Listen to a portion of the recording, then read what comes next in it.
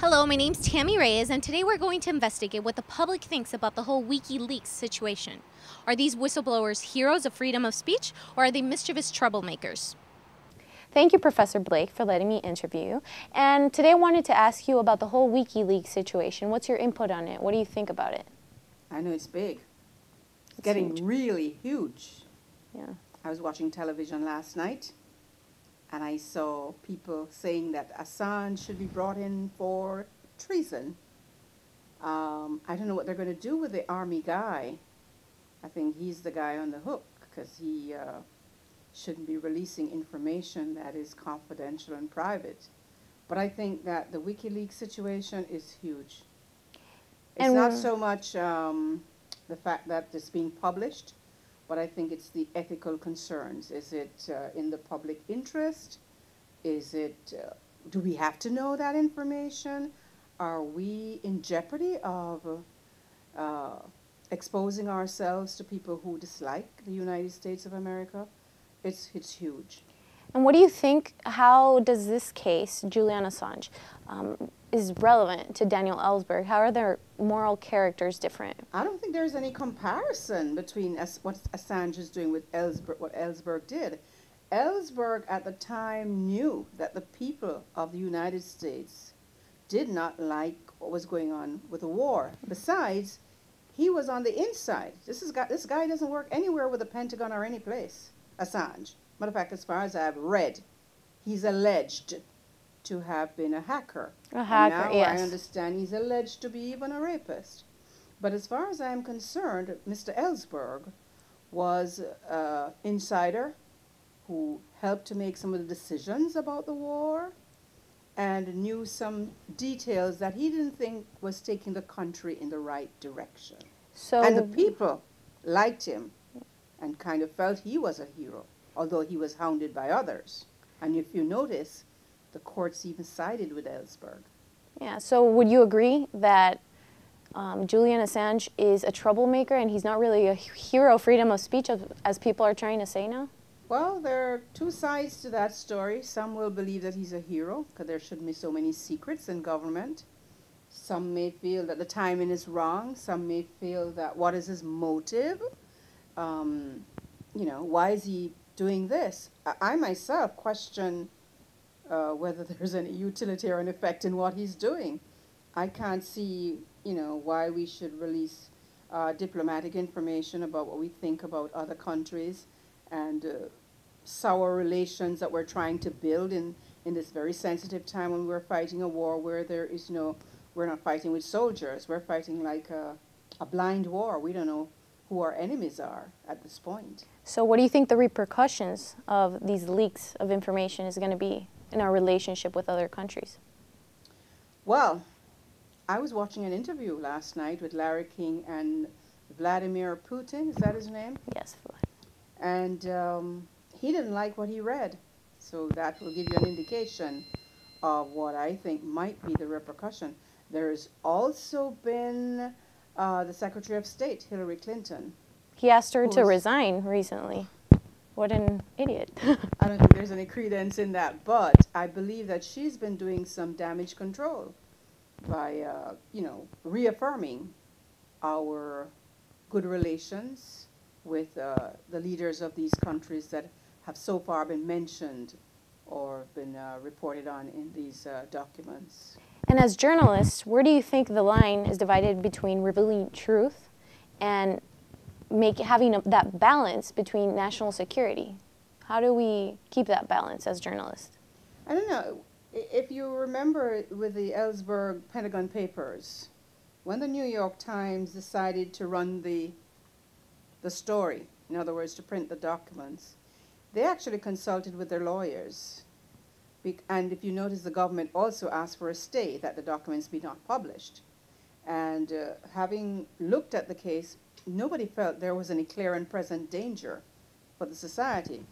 I do not know that we can say the same thing here. So the answer to that would be, how do journalists actually relate to the law of the land? Where, as you know, the freedom is not absolute. It comes with some responsibility. So there are many things that we shouldn't do if the country will be put into danger.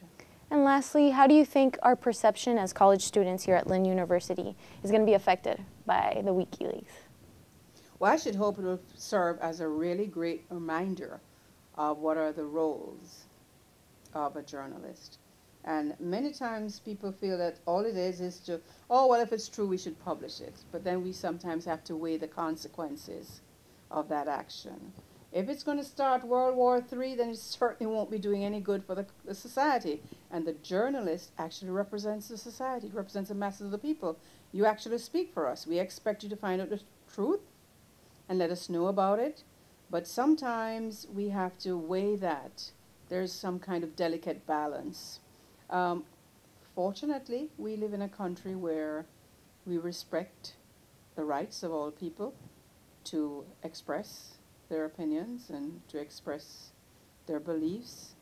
But even with that, we understand that in a time of war,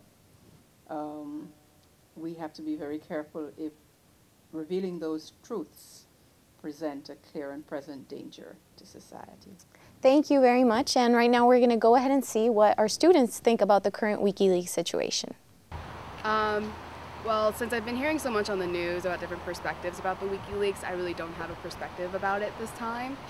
But I'm sure if I read more information about it, I would definitely have a better idea of what exactly is going on with the whole situation. Well, I haven't heard too much about it, but from what I have heard, I just don't think that this sort of information should reach the public. Personally, I'm from Israel, and I know that if that sort of information reached the public back home, it would be a whole chaos. So I personally do not agree with it, and I think it's a very bad thing to happen.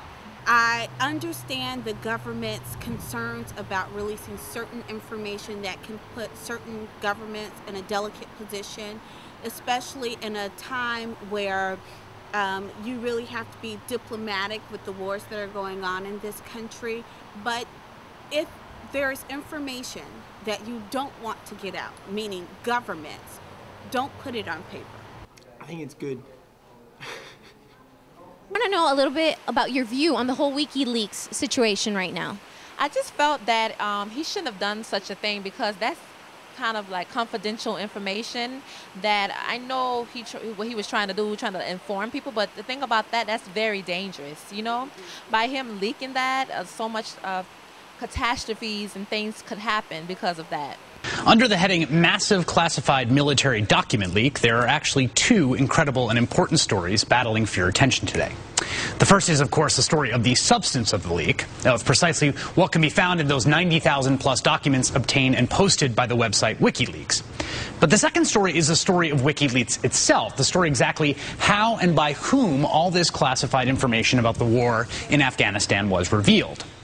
And it's both a fascinating and really super important story because WikiLeaks is trying, and at least to some degree succeeding, in transforming the way journalism works and what freedom of the press means in the most practical terms. Let's start with what it is. WikiLeaks is essentially the first ever stateless news organization. It operates by using, in the deepest possible sense, the nowhereness of the internet to wage battle against the secrecy that is so central to how governments and companies all over the world operate. The site was launched in December of 2006 by this guy, Julian Assange, an Australian internet activist, who describes it as, quote, an uncensorable system of untraceable mass document leaking and public analysis. The classified Afghanistan war documents published this weekend are just the latest in a series of explosive posts that have raised the profile of WikiLeaks. Last year, the site published the so-called ClimateGate memos, a series of emails in which British climate scientists were caught talking smack about climate change deniers. And in April of this year, WikiLeaks obtained and posted this now infamous video, showing a 2007 U.S. airstrike in Baghdad that killed a dozen people, including 2 Iraqis who were working for Reuters. Incidentally, Reuters had been trying for years to get a copy of the video through the Freedom of Information Act when WikiLeaks posted it to the internet under the title Collateral Murder. In other words, because of what Julian Assange is doing, something like journalism, but deliberately not exactly journalism, we are living right now in a transformative moment. How journalism works, how freedom of the press works, and how governments all over the world are held accountable could all change in months and years ahead because of what's going on right this moment at WikiLeaks.org.